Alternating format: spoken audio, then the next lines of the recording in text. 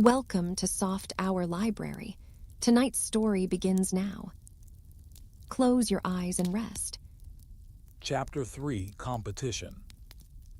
If you ask any man in America, or any man in business in England, what it is that most interferes with his enjoyment of existence, he will say the struggle for life.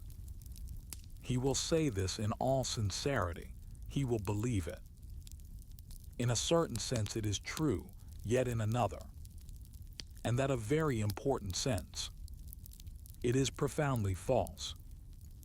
The struggle for life is a thing which does, of course, occur. It may occur to any of us if we are unfortunate.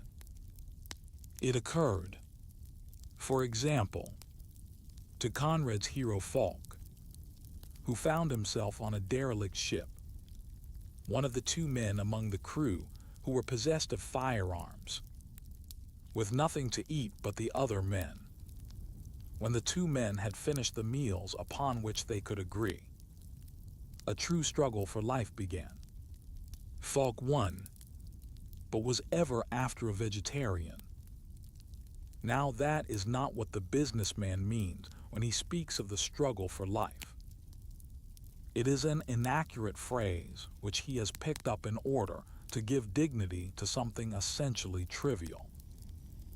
Ask him how many men he has known in his class of life who have died of hunger. Ask him what happened to his friends after they had been ruined.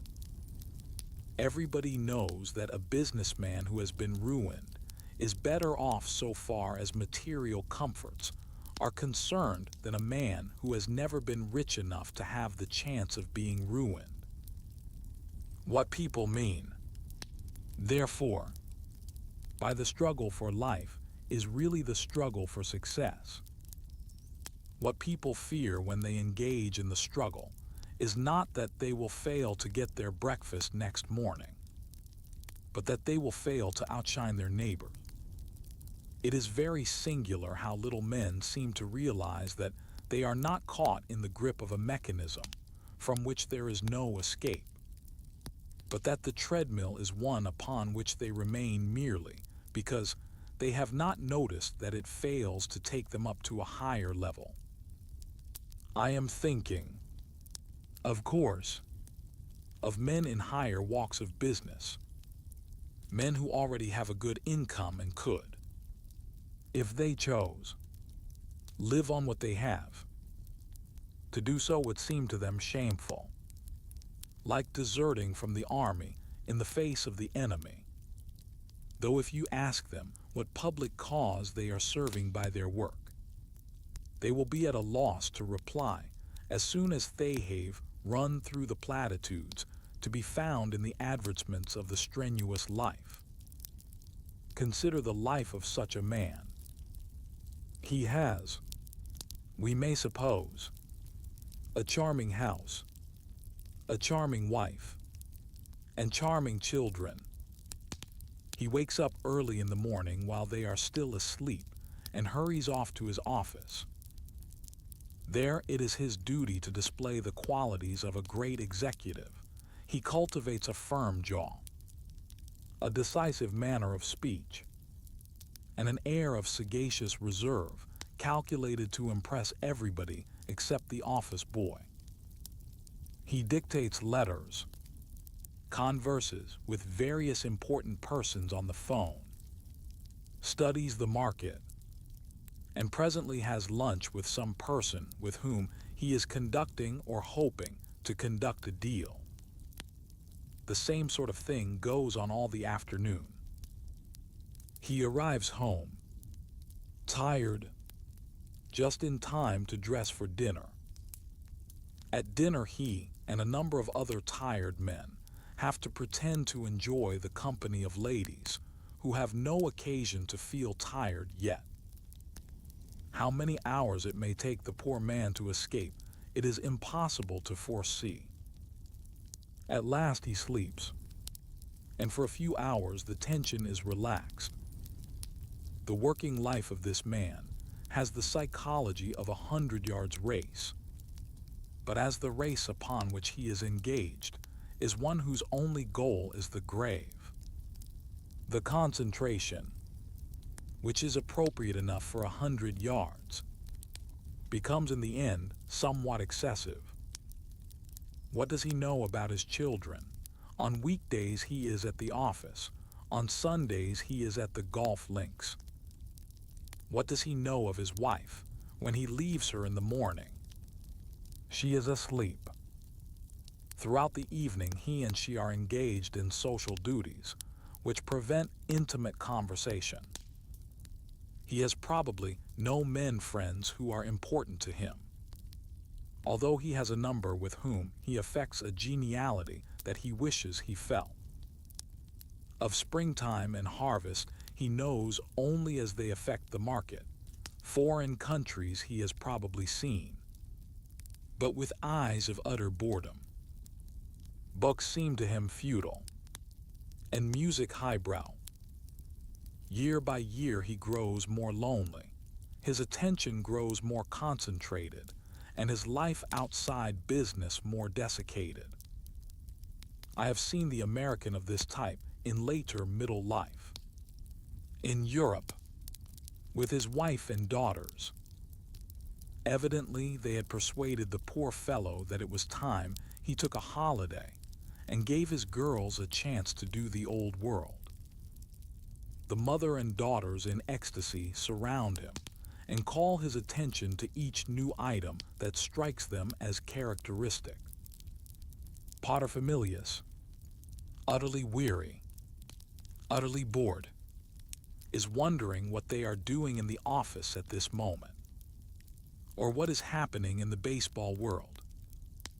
His womenkind, in the end, give him up and conclude that males are Philistines.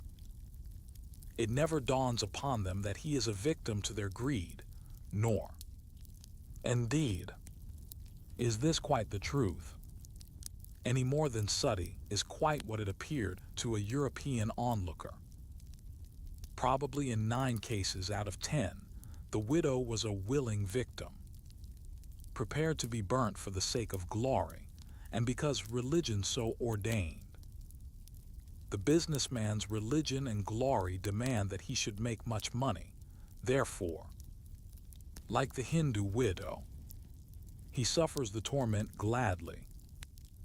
If the American businessman is to be made happier, he must first change his religion, so long as he not only desires success, but is wholeheartedly persuaded that it is a man's duty to pursue success, and that a man who does not do so is a poor creature.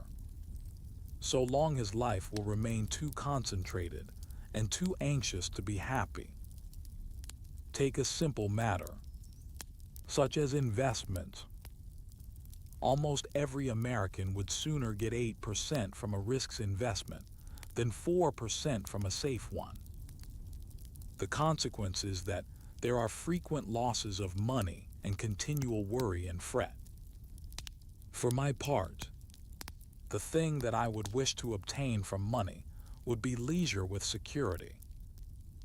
But what the typical modern man desires to get with it is more money, with a view to ostentation, splendor, and the outshining of those who have hitherto been his equals. The social scale in America is indefinite and continually fluctuating. Consequently, all the snobbish emotions become more restless than they are where the social order is fixed. And although money in itself may not suffice to make people grand, it is difficult to be grand without money. Moreover, money made is the accepted measure of brains. A man who makes a lot of money is a clever fellow. A man who does not is not. Nobody likes to be thought a fool. Therefore, when the market is in ticklish condition, a man feels the way young people feel during an examination. I think it should be admitted that an element of genuine though irrational fear as to the consequences of ruin frequently enters into a businessman's anxieties. Arnold Bennett's clayhanger, however rich he became, continued to be afraid of dying in the workhouse. I have no doubt that those who have suffered greatly through poverty in their childhood are haunted by terrors lest their children should suffer similarly, and feel that it is hardly possible to build up enough millions as a bulwark against this disaster. Such fears are probably inevitable in the first generation, but they are less likely to afflict those who have never known great poverty. They are in any case a minor and somewhat exceptional factor in the problem. The root of the trouble springs from too much emphasis upon competitive success as the main source of happiness. I do not deny that the feeling of success makes it easier to enjoy life. A painter, let us say, who has been obscure throughout his youth, is likely to become happier if his talent wins recognition.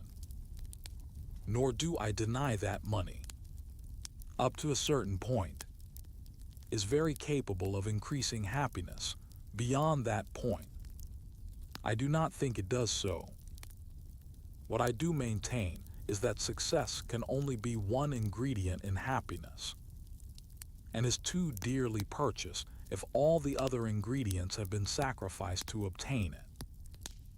The source of this trouble is the prevalent philosophy of life in business circles. In Europe, it is true, there are still other circles that have prestige. In some countries there is an aristocracy. In all there are the learned professions. And in all but a few of the smaller countries, the army and the navy enjoy great respect. Now, while it is true that there is a competitive element in success, no matter what a man's profession may be, yet at the same time, the kind of thing that is respected is not just success, but that excellence, whatever that may be, to which success has been due. A man of science may or may not make money. He is certainly not more respected if he does than if he does not. No one is surprised to find an eminent general or admiral poor. Indeed, poverty in such circumstances is, in a sense, itself an honor. For these reasons, in Europe, the purely monetary competitive struggle is confined to certain circles, and those perhaps not the most influential or the most respected. In America, the matter is otherwise. The services play too small a part in the national life for their standards to have any influence. As for the learned professions, no outsider can tell whether a doctor really knows much medicine, or whether a lawyer really knows much law, and it is therefore easier to judge of their merit by the income to be inferred from their standard of life. As for professors, they are the hired servants of businessmen, and as such will less respect than is accorded to them in older countries. The consequence of all this is that in America, the professional man imitates the businessman, and does not constitute a separate type as he does in Europe, throughout the well-to-do classes. Therefore, there is nothing to mitigate the bare, undiluted fight for financial success. From quite early years, American boys feel that this is the only thing that matters, and do not wish to be bothered with any kind of education that is devoid of pecuniary value. Education used to be conceived very largely as a training in the capacity for enjoyment. I mean, of those more delicate kinds that are not open to wholly uncultivated people. In the 18th century, It was one of the marks of a gentleman to take a discriminating pleasure in literature, pictures, and music. We nowadays may disagree with his taste, but it was at least genuine. The rich man of the present day tends to be of quite a different type. He never reads. If he is creating a picture gallery with a view to enhancing his fame, he relies upon experts to choose his pictures. The pleasure that he derives from them is not the pleasure of looking at them, but the pleasure of preventing some other rich man from having them. In regard to music, if he happens to be a Jew, he may have genuine appreciation. If not, he will be as uncultivated as he is in regard to the other arts. The result of all this is that he does not know what to do with leisure. As he gets richer and richer, it becomes easier and easier to make money, until at last 5 minutes a day will bring him more than he knows how to spend. The poor man is thus left at a loose end as a result of his success. This must inevitably be the case so long as success itself is represented as the purpose of life. Unless a man has been taught what to do with success after getting it, the achievement of it must inevitably leave him a prey to boredom. The competitive habit of mind easily invades regions to which it does not belong. Take, for example, the question of reading. There are two motives for reading a book. One, that you enjoy it. The other, that you can boast about it.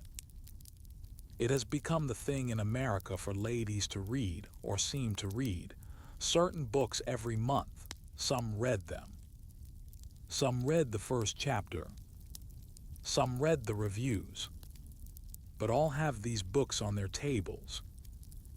They do not, however, read any masterpieces. There has never been a month when Hamlet or King Lear has been selected by the book clubs. There has never been a month when it has been necessary to know about Dante. Consequently, the reading that is done is entirely of mediocre modern books and never of masterpieces. This also is an effect of competition, not perhaps wholly bad, since most of the ladies in question, if left to themselves, so far from reading masterpieces, would read books even worse than those selected for them by their literary pastors and masters. The emphasis upon competition in modern life is connected with a general decay of civilized standards, such as must have occurred in Rome after the Augustan age. Men and women appear to have become incapable of enjoying the more intellectual pleasures. The art of general conversation, for example, brought to perfection in the French salons of the 18th century, was still a living tradition 40 years ago. It was a very exquisite art, bringing the highest faculties into play for the sake of something completely evanescent. But who in our age cares for anything so leisurely? In China, the art still flourished in perfection 10 years ago. But I imagine that the missionary ardor of the nationalists has since then swept it completely out of existence. The knowledge of good literature, which was universal among educated people 50 or 100 years ago, is now confined to a few professors. All the quieter pleasures have been abandoned. Some American students took me walking in the spring through a wood on the borders of their campus. It was filled with exquisite wild flowers, but not one of my guides knew the name of even one of them. What use would such knowledge be? It could not add to anybody's income. The trouble does not lie simply with the individual, nor can a single individual prevent it in his own isolated case. The trouble arises from the generally received philosophy of life, according to which life is a contest, a competition, in which respect is to be accorded to the victor. This view leads to an undue cultivation of the will at the expense of the senses and the intellect. Or possibly, in saying this, we may be putting the cart before the horse. Puritan moralists have always emphasized the will in modern times, although originally it was faith upon which they laid stress. It may be that ages of Puritanism produced a race in which will had been overdeveloped, while the senses and the intellect had been starved, and that such a race adopted a philosophy of competition as the one best suited to its nature. However that may be, the prodigious success of these modern dinosaurs, who, like their prehistoric prototypes, prefer power to intelligence, is causing them to be universally imitated. They have become the pattern of the white man everywhere. And this is likely to be increasingly the case for the next 100 years. Those, however, who are not in the fashion may take comfort from the thought that the dinosaurs did not ultimately triumph. They killed each other out, and intelligent bystanders inherited their kingdom. Our modern dinosaurs are killing themselves out. They do not, on the average, have so much as 2 children per marriage. They do not enjoy life enough to wish to beget children. At this point, the unduly strenuous philosophy which they have carried over from their Puritan forefathers shows itself unadapted to the world. Those whose outlook on life causes them to feel so little happiness that they do not care to beget children are biologically doomed. Before very long, they must be succeeded by something gayer and jollier. Competition considered as the main thing in life is too grim, too tenacious, too much a matter of taut muscles and intent will, to make a possible basis of life for more than 1 or 2 generations at most.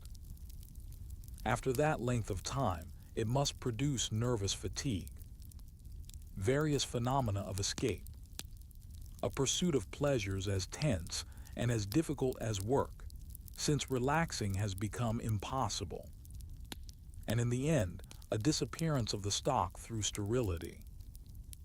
It is not only work that is poisoned by the philosophy of competition. Leisure is poisoned just as much. The kind of leisure which is quiet and restoring to the nerves comes to be felt boring. There is bound to be a continual acceleration, of which the natural termination would be drugs and collapse. The cure for this lies in admitting the part of sane and quiet enjoyment in a balanced ideal of life. Chapter 4: Boredom and Excitement.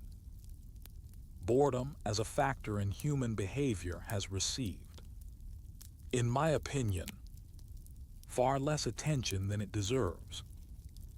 It has been, I believe, one of the great motive powers throughout the historical epoch, and is so at the present day more than ever. Boredom would seem to be a distinctively human emotion. Animals in captivity, it is true, become listless, pace up and down, and yawn, but in a state of nature, I do not believe that they experience anything analogous to boredom. Most of the time, they are on the lookout for enemies, or food, or both. Sometimes they are mating. Sometimes they are trying to keep warm. But even when they are unhappy, I do not think that they are bored. Possibly anthropoid apes may resemble us in this respect, as in so many others.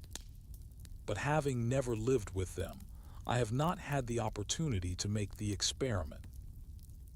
One of the essentials of boredom consists in the contrast between present circumstances and some other more agreeable circumstances, which force themselves irresistibly upon the imagination.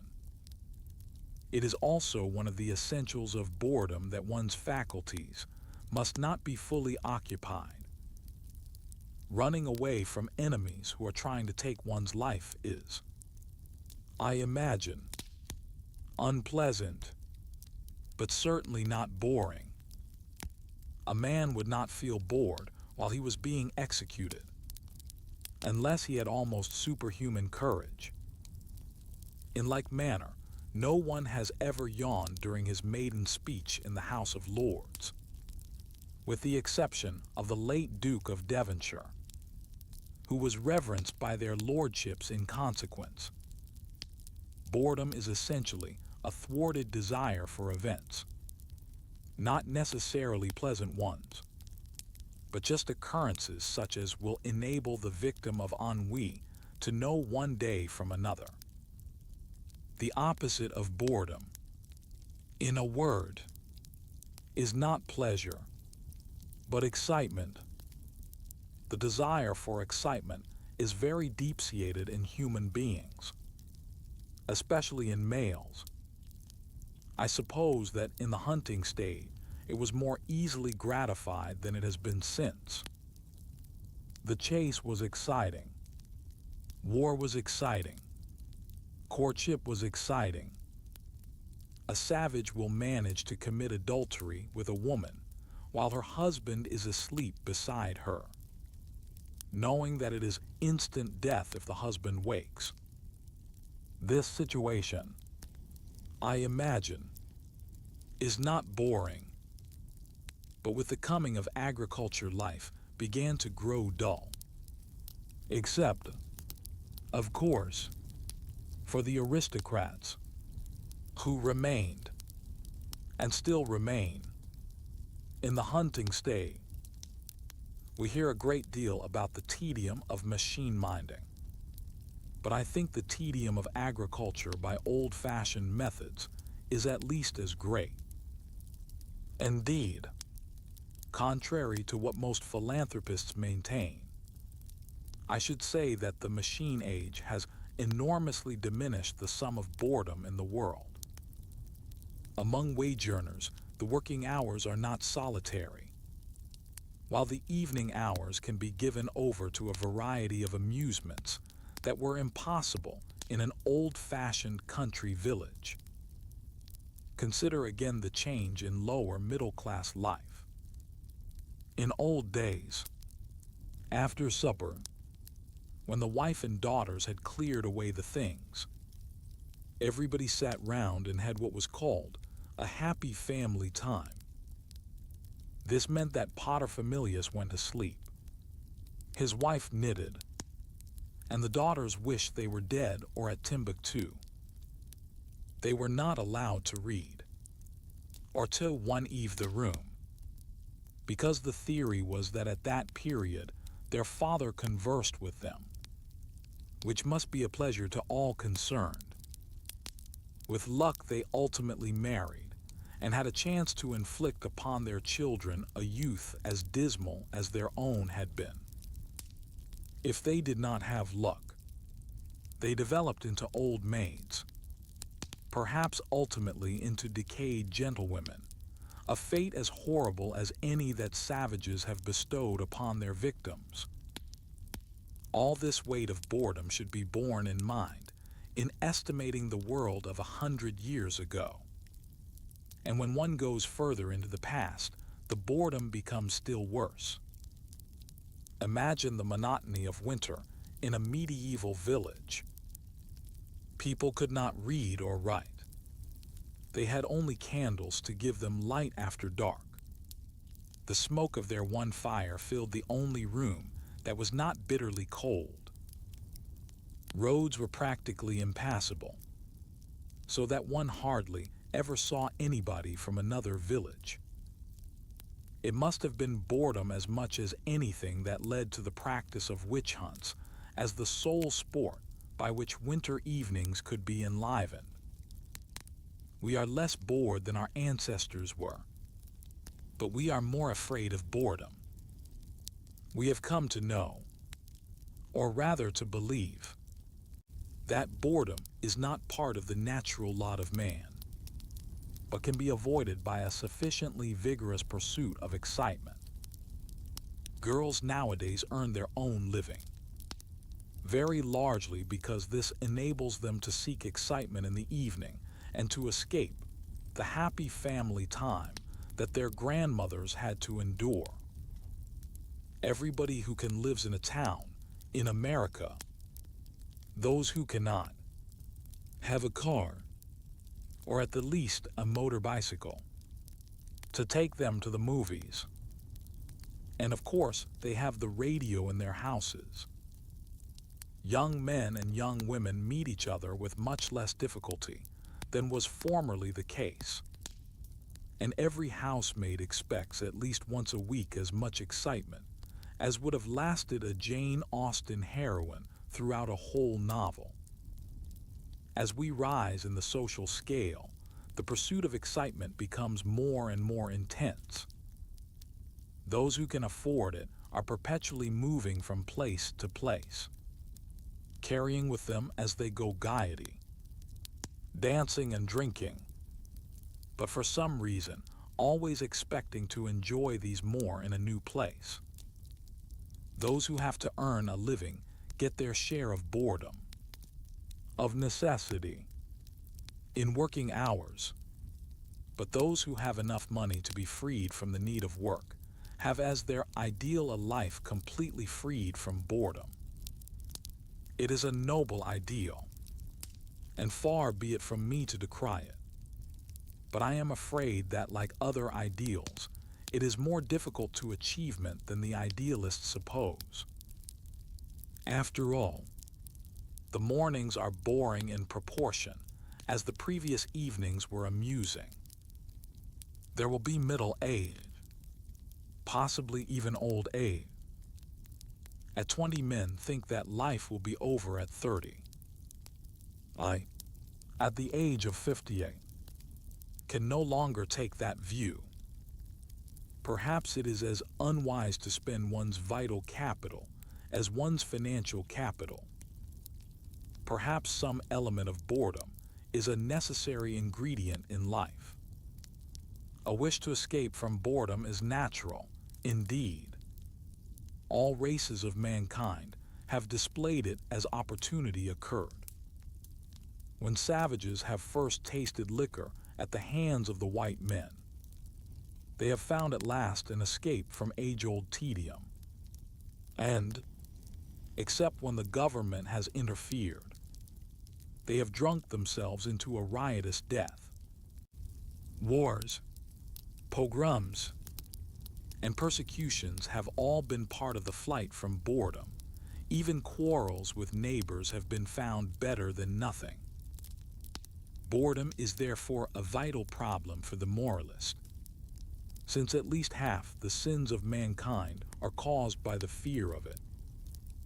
Boredom, however, is not to be regarded as wholly evil. There are two sorts, of which one is fructifying, while the other is stultifying. The fructifying kind arises from the absence of drugs, and the stultifying kind from the absence of vital activities. I am not prepared to say that drugs can play no good part in life whatsoever. There are moments, for example, when an opiate will be prescribed by a wise physician, and I think these moments more frequent than prohibitionists suppose. But the craving for drugs is certainly something which cannot be left to the unfettered operation of natural impulse. And the kind of boredom which the person accustomed to drugs experiences when deprived of them is something for which I can suggest no remedy except time. Now what applies to drugs applies also. Within limits. To every kind of excitement. A life too full of excitement is an exhausting life, in which continually stronger stimuli are needed to give the thrill that has come to be thought an essential part of pleasure. A person accustomed to too much excitement is like a person with a morbid craving for pepper, who comes last to be unable even to taste a quantity of pepper which would cause anyone else to choke.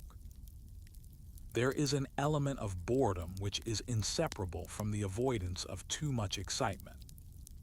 And too much excitement not only undermines the health, but dulls the palate for every kind of pleasure, substituting titillation for profound organic satisfactions, cleverness for wisdom, and jagged surprises for beauty.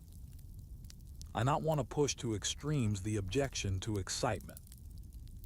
A certain amount of it is wholesome, but, like almost everything else, the matter is quantitative. Too little may produce morbid cravings. Too much will produce exhaustion. A certain power of enduring boredom is therefore essential to a happy life, and is one of the things that ought to be taught to the young. All great books contain boring portions, and all great lives have contained uninteresting stretches. Imagine a modern American publisher confronted with the Old Testament as a new manuscript submitted to him for the first time.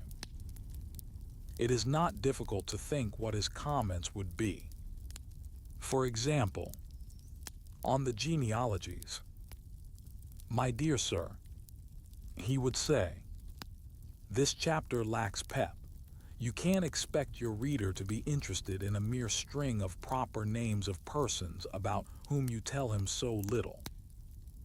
You have begun your story, I will admit, in fine style, and at first I was very favorably impressed.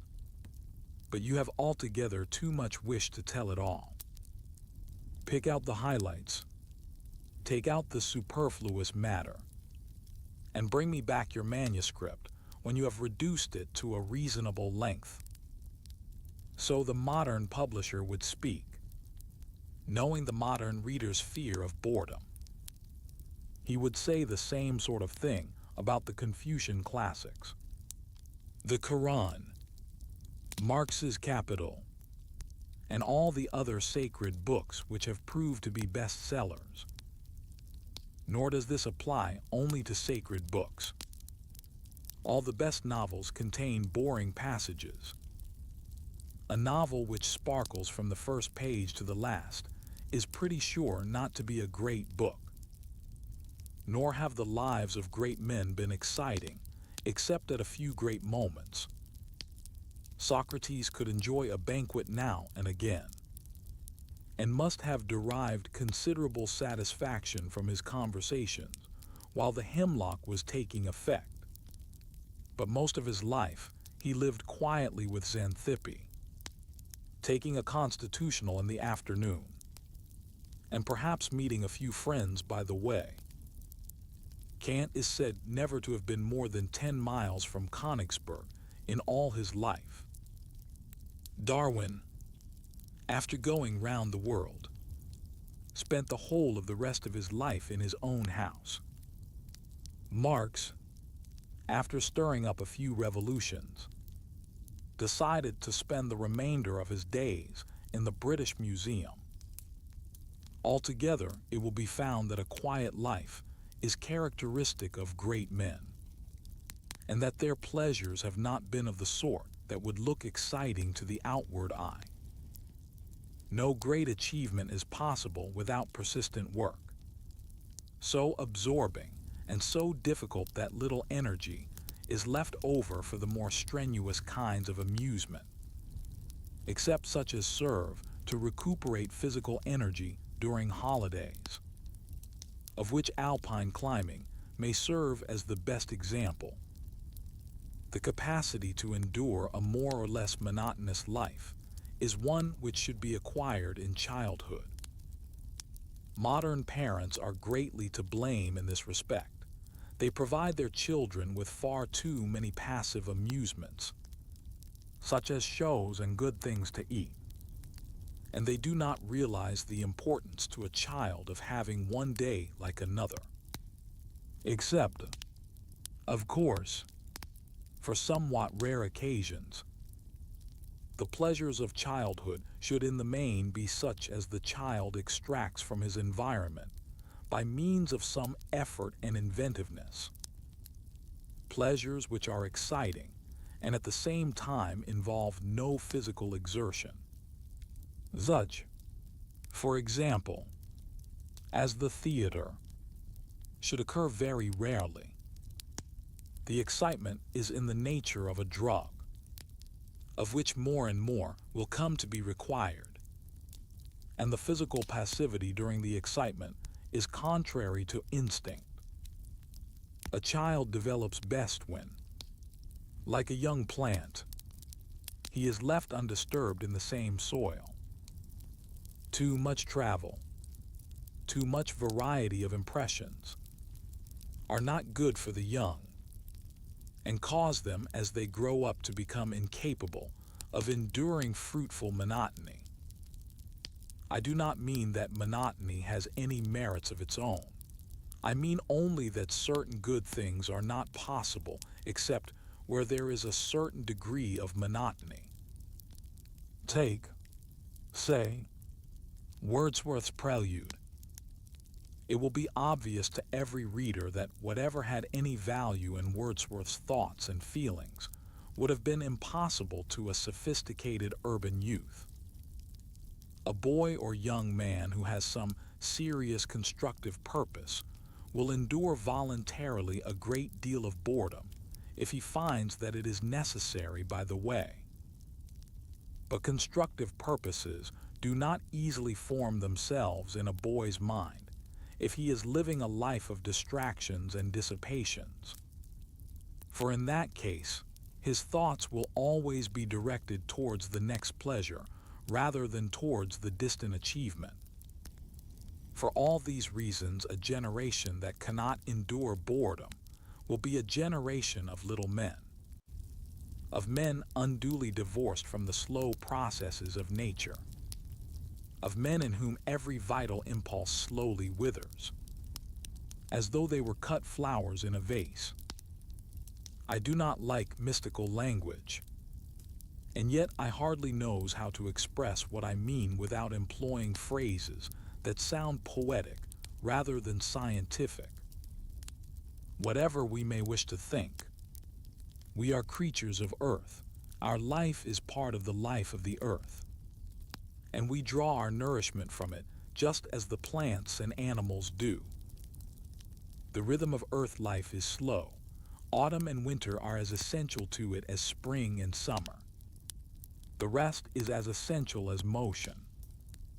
To the child, even more than to the man, it is necessary to preserve some contact with the ebb and flow of terrestrial life.